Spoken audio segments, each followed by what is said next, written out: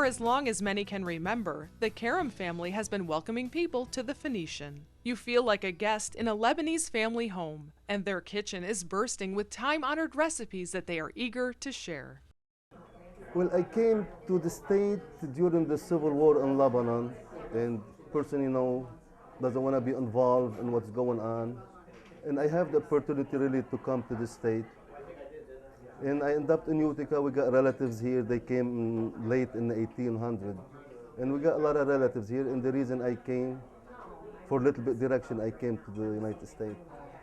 Well, cooking, I learned that it is really, everything I learned home from my mother. I didn't take it in school or any place else. Everything I learned, it is home. It's very, very authentic, very authentic. There is no shortcut. And I do most of the preparation. And I got one of the kids, Michael, he's very interested to be with me. And when you say that it's authentic, give me some examples of what you have to do to keep it authentic. Okay, example like the hummus, which is very, very popular dish. It's not here, it's all over United States.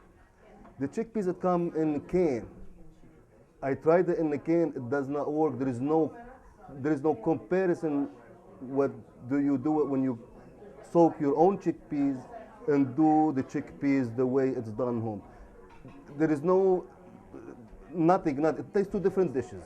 Well, home, we have a city, it's called the land of book.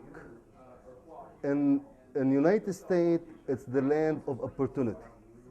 When you have the opportunity and you're willing to work hard, everything you'll get. Nothing it comes easy, except you're gonna decide, you gotta work hard and say, I wanna do it, you get to the point. When we came here, they brought out everything to eat, and trust me, when they talk about this being like mother's home cooking, it is. There's no question about that.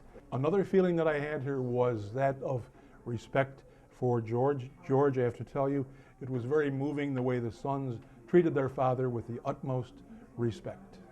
You may have had falafel and hummus and baklava, but trust me, you come here and it's going to have the genuine, authentic flavor to it that is, it has a feeling of family tradition. That's all I can say about it. But I'll do anything for you. Yes, I do anything for you. If you ask me to swim the 7 seas or fight a crocodile, I'll pull on my swimming trunk just to see you smile. We mentioned that New Hartford had a long tradition of farming, so we visit one of the town's oldest remaining farms, the Humphreys Farm. When we arrive, we see fields being prepared and planted for the upcoming season. We stop and talk to Donald Humphreys, who is more than happy to tell us about his amazing tractor. Oh, this is a John Deere tractor, and this is a Kinsey 12-row planter made in the United States. It is a liquid fertilizer in the tanks, and behind that is where the seed is. And right now we're planting corn seed. I'm planting about 32,000 seeds per acre. I have a computer in the cab that tells me the spacings per inch, the seed population, the acres, the speed. It pretty much tells me everything. So it's a very up-to-date machine. A new one now, they tell me, is $80,000. So if you wanted to get one for your garden, $80,000 would take care of it, and then you need another $120,000 for the tractor to pull it. But, you know. They'd be straight rows. Straight rows. Straight rows and done quick. On a real good day, I can plant 100 acres a day on a real good day, but I don't average that by any means.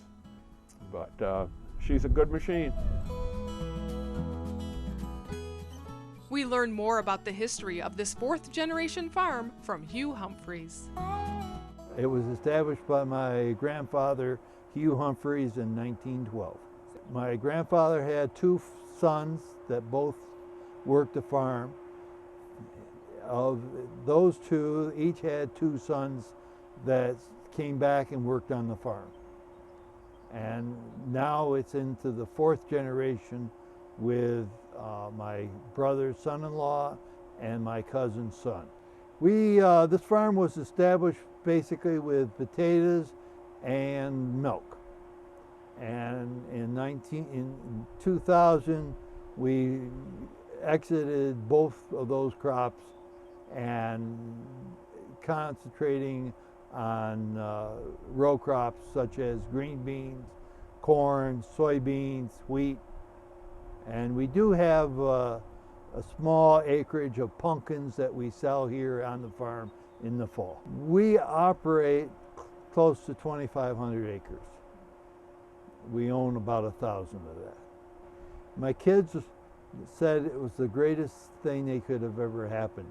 Even though they're no longer here, they pursue other things. They feel growing up on a farm was the best thing that can happen to them.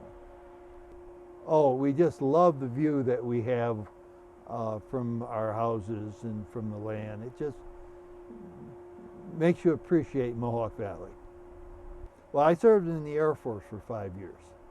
And it was in 1970 that, just about 40 years ago right now, that I decided that the Air Force was not a place to raise a family, and that after having seen, I lived in Texas, in California, in Louisiana, and in Maine. After seeing all of them, I've decided that this area was the place that I wanted to come back to.